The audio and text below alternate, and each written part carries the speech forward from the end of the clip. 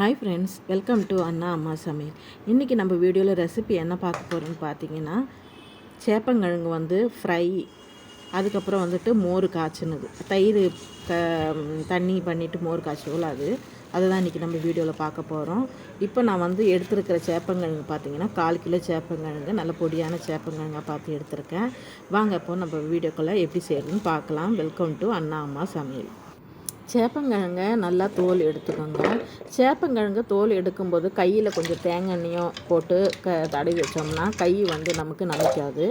அதுக்கப்புறம் ஒரு தண்ணியில் நல்லா கழுகி சுத்தம் பண்ணிவிட்டு ஒரு தண்ணியில் போட்டு அதில் கொஞ்சம் மஞ்சத்தூள் போட்டு மூடி போட்டு வேக விடலாம். சேப்பங்கிழங்கு ஃப்ரை பண்ணுறதுக்கு 5-6 சாம்பார் வெங்காயம், ஒரு 5-6 பூண்டு தட்டிக்கலாம்.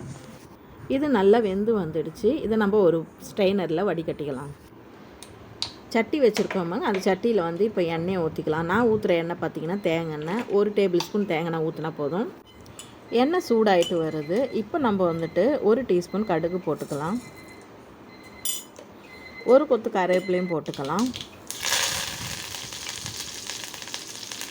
இப்போ நம்ம தட்டி வச்சுருக்கிற பூண்டும் சின்ன வெங்காயம் அதில் போட்டுக்கலாம். இதை நல்லா வதக்கணுங்க. இதை நல்லா பொரியணும். இந்த சாம்பார் வெங்காயமும் இந்த பூண்டும் நல்லா பொரியணும். அப்போ தான் அந்த பொரியலுக்கு அந்த ஃப்ரைக்கு டேஸ்ட்டு கொடுக்கும். 1/4 டீஸ்பூன் மஞ்சள் பொடி போட்டுக்கலாம். அதே நல்லா ஃப்ரை பண்ணிடலாம். ஃப்ரை பண்ணிட்ட பிறகு 2 டீஸ்பூன் மிளகாய் பொடி போட்டுக்கலாம். போட்டு அதையும் நல்லா ஃப்ரை பண்ணிக்கலாம். இந்த மிளகாத்தூளோட பச்சை வாடை போனதுமே நம்ம இந்த வேக வச்சுருந்த இந்த சேப்பங்கிழங்கை இதில் போட்டுடலாம். நான் 2ஆக கட் பண்ணியிருக்கிறேன். பெருசாக இருந்தது, அதனால் 2ஆக கட் பண்ணியிருக்கேன். அதே நல்லா இதில் போட்டு நல்லா பெரட்டி விடலாங்க. நல்லா அதாவது அந்த ஃப்ரை ஆகணும். அந்த கிழங்கெல்லாம் அந்த பசுப்பெல்லாம் போகணும். அந்த மாதிரி நம்ம ஃப்ரை பண்ணி விடலாம். பாருங்கள், இந்த ஃப்ரை ஆகிடுச்சு. இப்போ இந்த ஸ்டேஜில் நமக்கு தேவைக்கேற்ற சால்ட்டு போட்டுக்கலாம். நமக்கு எவ்வளோ தேவைப்படுதோ அந்த சால்ட்டு போட்டுக்கலாம். நான் 1 டீஸ்பூன் சால்ட்டு போட்டிருக்கேன். அதுக்கப்புறம் பார்த்திங்கன்னா சூப்பராக ஃப்ரையாக ரெடி ஆகிடுச்சு. இப்போ நம்ம இதை இறக்கிக்கலாம். சேப்பங்கிழங்கு ரெடி ஆகிடுச்சு. இதுக்கு நம்ம என்ன வச்சுருக்கோம் பார்த்திங்கன்னா மோர் காய்ச்சினது. வாங்க மோர் காய்ச்சினது எப்படின்னு பார்க்கலாம். தயிரை மஞ்சத்தூள் போட்டுட்டு இந்த மாதிரி நல்லா தண்ணியாக அடித்து வச்சுக்கோங்க. அதில் கொஞ்சம் உப்பு போட்டுக்கோங்க. இப்போ ஒரு சட்டியில் எண்ணெயை ஊற்றிக்கலாம். அதே எண்ணெய் தாங்க, தேங்காய் எண்ணெய் தான் ஊற்றுறேங்க. 1 டீஸ்பூன் கடுகு போட்டுக்கலாம். கடுகு போட்டதுமே காஞ்ச மிளகு ஒரு 4 காஞ்ச மிளகு சின்ன சின்ன துண்டாக கட் பண்ணி தான் போட்டுக்கோங்க. போட்டு அதுவும் பொரிஞ்சதுமே 1 கொத்து கருவேப்பிலையும் போட்டு வதக்கிடலாம். வதக்கிட்ட பிறகு இஞ்சி, பூண்டு, சின்ன வெங்காயம் சின்னதாக நீட்டாக கட் பண்ணதை போட்டுக்கலாம். போட்டுட்டு அதையும் நல்லா ஃப்ரை பண்ணலாம். இந்த எண்ணெயில் நல்லா ஃப்ரை ஆகணுங்க.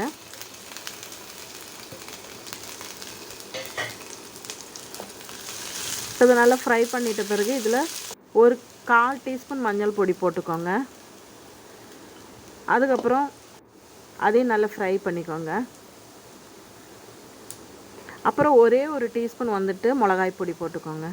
போட்டுட்டு அதையும் நல்லா மிக்ஸ் பண்ணி அந்த மிளகா வாடையெல்லாம் போனது பிறகு நம்ம இந்த அடித்து வச்சுருக்க தயிர் மோராக அடித்து வச்சுருக்கோம்ல அதை ஊற்றிக்கலாம்.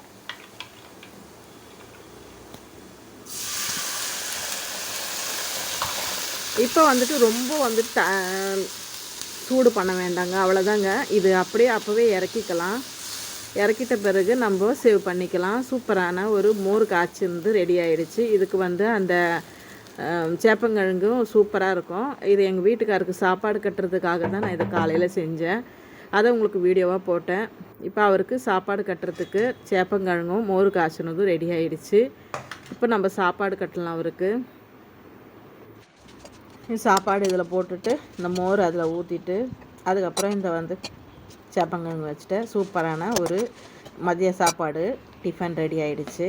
இந்த வீடியோ பார்த்தவங்க ஒரு லைக் போட மறக்காதீங்க. கமெண்ட்ஸ் பண்ணுங்கள், சப்ஸ்கிரைப் பண்ணுங்கள், ஃப்ரெண்ட்ஸ் அண்ட் ஃபேமிலிக்கு ஷேர் பண்ணிவிடுங்க. தேங்க்யூ ஃபார் வாட்சிங்.